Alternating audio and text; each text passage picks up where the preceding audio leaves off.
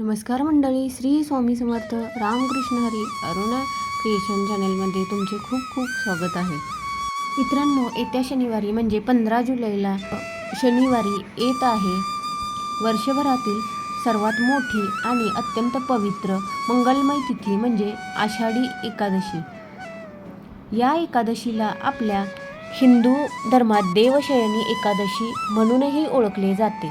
शास्त्रानुसार याच पवित्र दिवसापासून चातुर्मासाची सुरुवात होते. म्हणूनच या दिवसाचे महत्त्व आपल्या आयुष्यात खूप मोठे आहे. पण मित्रांनो, अनेकदा काय होते, आपल्या घरातील काही माता भगिनींना, वृद्धांना किंवा तरुणांना आरोग्याच्या कारणास्तव, प्रवासामुळे किंवा नोकरी व्यवसायाच्या व्यापामुळे आषाढी एकादशीचा कडक उपवास करणे शक्य होत नाही. अशा वेळी मनात एक रुकरुक लागून राहते. मनामध्ये शंका येते की अरे रे, मला एवढ्या मोठ्या एकादशीचा उपवास करता आला नाही.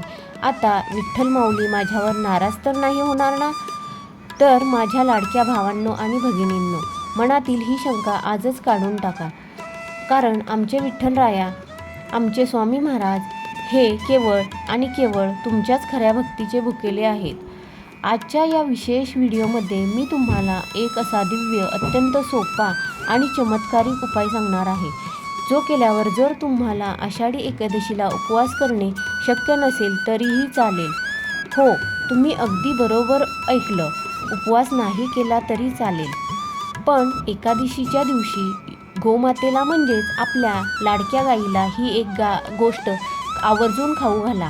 हा उपाय इतका शक्तिशाली आहे की यामुळे तुमच्या घरातील गरिबी, पैशांची चणचण, आर्थिक अडचण कायमच्या दूर होतील. शास्त्र असे सांगते की या पवित्र दिवशी हा उपाय केल्यास 7 पिढ्यांचे दारिद्र्य नष्ट होते आणि तुमच्या मनातील कठीणातील कठीण इच्छा काही दिवसातच पूर्ण होते. आता तुमच्या मनात प्रश्न आला असेल की नक्की गाईला असे काय खाऊ घालायचे आहे आणि या एकाच उपायाने एवढा मोठा चमत्कार कसा काय होऊ शकतो? तर चला, यामागचे शास्त्रीय आणि आध्यात्मिक महत्त्व आपण समजून घेऊयात. आपल्या सनातन हिंदू शास्त्रामध्ये गोमातेला म्हणजेच गाईला सर्वोच्च स्थान दिले गेले आहे. पुराणात स्पष्ट आहे की गाय ही रुद्राची आई, 8 वस्तूंची कन्या आणि 12 आदित्यांची बहीण आहे. सर्वात महत्त्वाची गोष्ट म्हणजे गायीच्या पवित्र शरीरामध्ये तब्बल 33 कोटी देवी देवतांचा निवास असतो. जेव्हा आपण एका गोमातेची सेवा करतो तेव्हा एकाच वेळी 33 कोटी देवी देवतांची पूजा केल्याचे महापुण्य आपल्याला लाभते. गोसेवेने साक्षात स्वर्गप्राप्ती होते असे आपल्या ग्रंथामध्ये संतांनी सांगून ठेवले आहे. आषाढी एकादशी ही साक्षात विठ्ठल माऊलींची म्हणजेच भगवान विष्णूंची तिथी आहे. भगवान विष्णूंचा अवतार असणारे भगवान श्रीकृष्ण स्वतः गोपाळ होते. त्यांना गायी अत्यंत प्रिय होत्या. म्हणूनच आषाढी एकादशीच्या या शुभ मुहूर्तावर तुम्ही गायीची मनापासून सेवा केली तर त्याचे फळ इतर दिवसांपेक्षा 100 पटीने जास्त मिळते. तुमच्या घरातील पैसा टिकत नसेल, डोक्यावर कर्जाचा डोंगर झाला असेल, मुलांचे अभ्यासात लक्ष लागत नसेल किंवा पती-पत्नी किंवा तुमच्या नोकरी व्यवसायात अडथळे येत असतील किंवा घरात सतत आजारपण असेल, तर या सर्व समस्यांवर रामबाण उपाय म्हणजे एकादशीच्या दिवशी गोमातेला दिलेला हा एक पवित्र घास.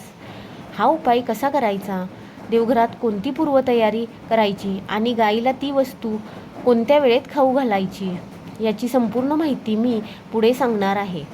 व्हिडिओ अजिबात स्किप न करता शेवटपर्यंत पहा, कारण अर्धवट माहिती घेऊन केलेले उपाय कधीही पूर्ण फळ देत नाहीत. आणि हो, जर तुम्ही आपल्या चॅनेलवर पहिल्यांदाच आला असाल तर आपल्या या हक्काच्या चॅनेलला आत्ताच सबस्क्राईब करा आणि शेजारील बेल आयकॉनवरती क्लिक करा. तसेच कमेंट बॉक्समध्ये श्री स्वामी समर्थ, जय हरी विठ्ठल किंवा ओम नमो भगवते वासुदेवाय लिहायला अजिबात विसरू नका. तुमचे एक कमेंट आमच्या वाटेशी आशीर्वाद सदैव ठेवायला मदत करेल. चला तर मग आता मुख्य उपायाकडे वळूया. एकादशीच्या दिवशी सकाळी उठल्यापासून आपल्याला घरात कोणती पूर्वतयारी करायची आहे ते अगदी सोप्या भाषेत समजावून घेऊयात. आषाढी एकादशीच्या दिवशी शक्यतो सूर्योदयापूर्वी म्हणजेच पहाटे उठण्याचा प्रयत्न करा. सकाळी उठल्या उठल्या अंथरुणावर बसूनच आपले दोन्ही हात जोडून त्या भगवंताचे, आपल्या स्वामींचे आभार माना. हे ईश्वरा, आजचा हा पवित्र दिवस मला दाखवल्याबद्दल धन्यवाद. मनातल्या मनात विठ्ठल माऊलींचे नामस्मरण करा. यानंतर जेव्हा तुम्ही आंघोळीसाठी जाल तेव्हा आंघोळीच्या पाण्यामध्ये अगदी चिमूटभर हळद आवर्जून टाका. शास्त्रामध्ये हळदीला अत्यंत पवित्र आणि माता लक्ष्मीचे स्वरूप मानले गेले आहे. हळदयुक्त पाण्याने स्नान केल्यामुळे आपल्या शरीरावरील आणि मनातील सर्व नकारात्मक ऊर्जा, आळस आणि दोष पूर्णपणे नष्ट होतात. आपल्या भोवती एक सकारात्मक ऊर्जाचे कवच तयार होते. स्नान केल्यानंतर स्वच्छ धुतलेले कपडे परिधान करा. शक्य असल्यास या दिवशी पिवळ्या किंवा पांढऱ्या रंगाचे कपडे घालावेत, कारण पिवळा रंग भगवान श्री हरिविष्णूंना अतिशय प्रिय आहे. आता आपल्या देवघरापाशी या. तुमच्या देवघरात भगवान विष्णूंची, विठ्ठलाची, माऊलींची, बाळकृष्णाची किंवा आपल्या स्वामी समर्थांची जी मूर्ती किंवा प्रतिमा असेल तिला स्वच्छ पुसून घ्या आणि अभिषेक करून घ्या, कारण हे सर्व एकाच हरीचे रूप आहेत. देवांना पिवळी फुले जरूर अर्पण करा. विष्णूंच्या पूजेमध्ये तुळशीच्या पाण्याला अनन्यसाधारण महत्त्व आहे, म्हणून देवाला तुळशीचे पान आवर्जून व्हा. यानंतर देवांना पिवळ्या रंगाचा नैवेद्य दाखवायचा आहे.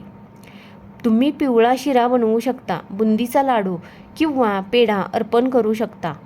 जर काही शक्य नसेल तर गुळाचा खडा ठेवला तरीही चालेल.